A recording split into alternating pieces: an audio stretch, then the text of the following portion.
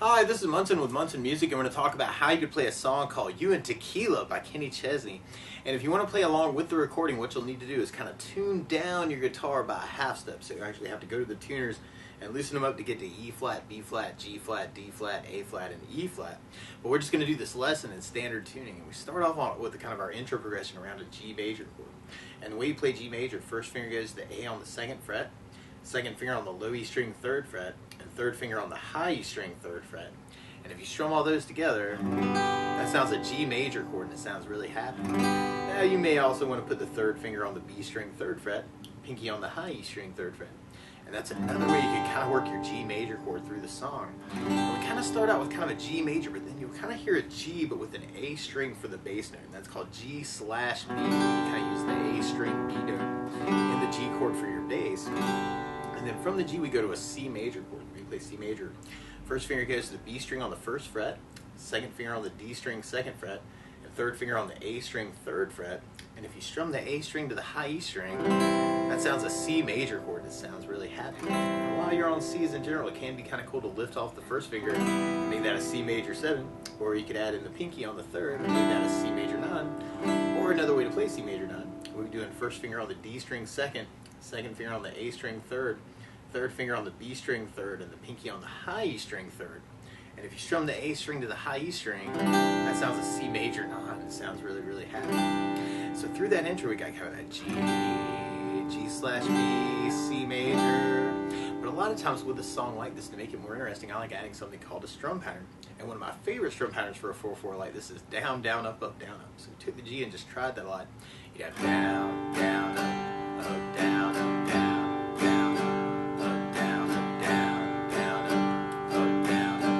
The weird part about applying that to kind of that intro progression is we ended up kind of halving that G/B with the C. So you'd be thinking G with the down, down, up, down, G/B with the down, down, C with the down, down, G with the down, down, up, down, G with the down, down, C with the down, down, kind of halving those. Or if you're digging on the bass notes, there's this little variation that actually kind of sounds like in the recording, where instead of doing the down, down, up, down, you could do a down, down, up, kind of a down, down, up, down.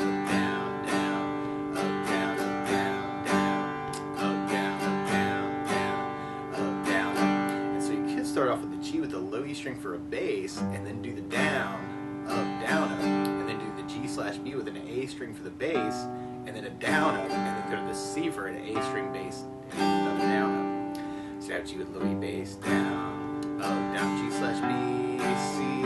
G with low E bass, down, up, down, G/B, C, G, G/B, C.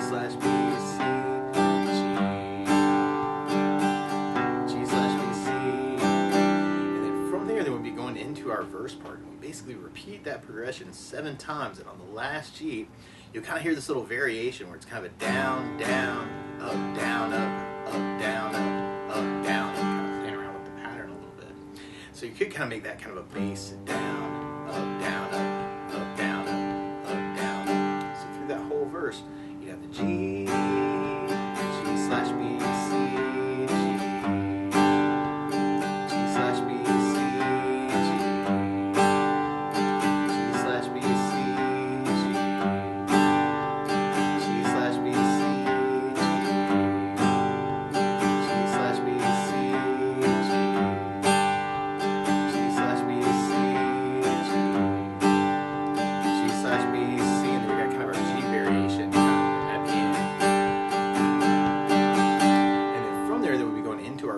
part. And our chorus starts on a D major chord. When we play D major, first finger goes to the G on the second fret, the second finger on the high E second fret, and third finger on the B string third fret. And if you strum the D string to the high E string, that sounds a D major chord, and it sounds really happy. Now while you're on Ds, it can be kind of cool to lift off the second finger and make that a D suspended second, or you can take the pinky and add it on the high E third and make that a D suspended chord. So I'm going to play around with those voicings for D and kind of say some stuff with D. And then we go to a G major twice, and then from the G we go back to D, and then we go back to G, but then we go to a B minor chord. And normally you do this as a bar on second fret. I'm talking about an easier way to play this too. But then the second finger on the B string third, third finger on the D string fourth, and the pinky on the G string fourth. And if you strum all those together, that sounds a B minor chord, and it sounds really sad. Now you may also want to think about lifting off the pinky and making that a B minor 7, or another way to play B minor 7. We'll be doing first finger on the A string second finger on the G string second, third finger on the high E second, kind of working the A string to the high E string for a B minor 7. Or you might dig on kind of first finger on the A second finger on the G string second, third finger on the B string third, and the pinky on the high E string third. Kind of work that for your B minor. And then from the B minor we go to an E minor chord. We play E minor. First finger stays on the A string second finger on the D string second fret. If you strum all those together, that sounds an E minor chord, and it sounds really sad. And then from the E minor we put, or another way to play E minor, you can put the third finger on the B string third and the pinky on the high E string third, and make that an E minor 7. And then from the E minor we end up on our C major chord. And on the first chorus it feels like we kind of do 4 C's at the very end of the chorus, and later on it ends up being kind of 3 C's and then 1 D at the very end. So through that whole chorus you could kind of use any of those ways we're talking about. If you're interested in the bass notes, the D string would be your D bass. So bass, down, up, down. On the B minor you'd have the A for the bass, and on the E minor you'd have the low E string for the bass. So when you try to get your chorus, you'd have the D,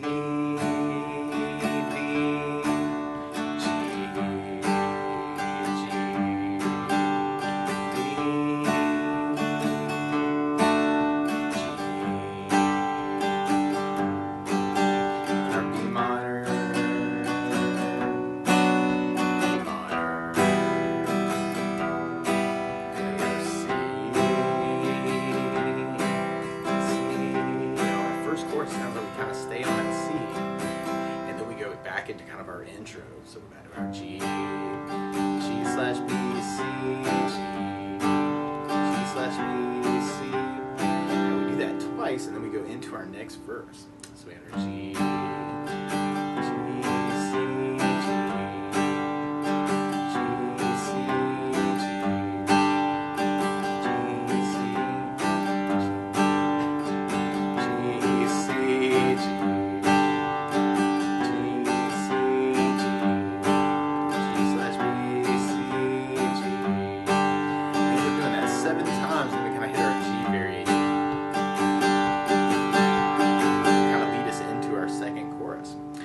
Second chorus, we could try that with those basses and kind of keep that going. D. Or if you know there are licks around these chords too, feel free to kind of embellish this any way you want.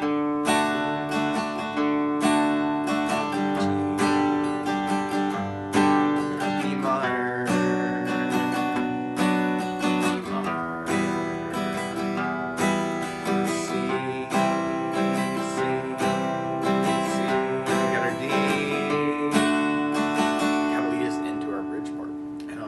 we start off on E minor, but then we go to an A major chord. When we play A major, first finger goes to D on the second fret, second finger on the G string second fret, and third finger on the B string second fret. And if you strum all those together, that sounds an A major chord, and it sounds really happy. Now while you're on A's, it can be kind of cool to lift off the third finger and make that an A suspended second, or you could add in the pinky on the B string third fret, make that an A suspended chord, or you might dig on an A7 sus, where you do first finger on the D second finger on the G string second, third finger on the B string third, and the pinky on the high E string third. And if you strum the A string to the high E string, that sounds an A7 sus. You might kind of dig on that for the A chord. And then from there we go back to E minor twice, and then we end up with kind of 4 C's at the end of the bridge. And on that A chord, if you're digging on the bass notes, you have the A string for your bass on that chord. So through our whole bridge, we'd have the E minor,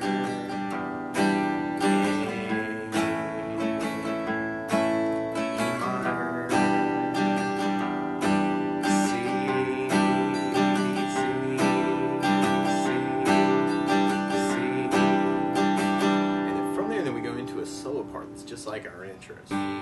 G slash B, C, G, G slash B, C, G, G slash B, C, G, G slash B, C, to kind of lead us into our last chorus.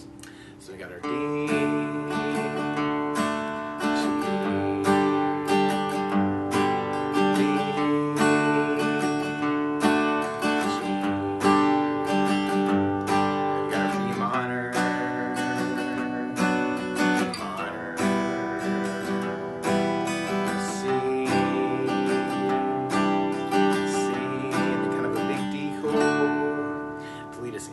our outro, which is kind of just like our intro. We got that G, G/B, C, G, G/B, C, G, G/B, C, G. There's a big fade there, but I think for myself, I think I play a big G chord at the very, very end, kind of make people clap. But that's the basics of how you can strum through You and Tequila by Kenny Chesney. So good luck.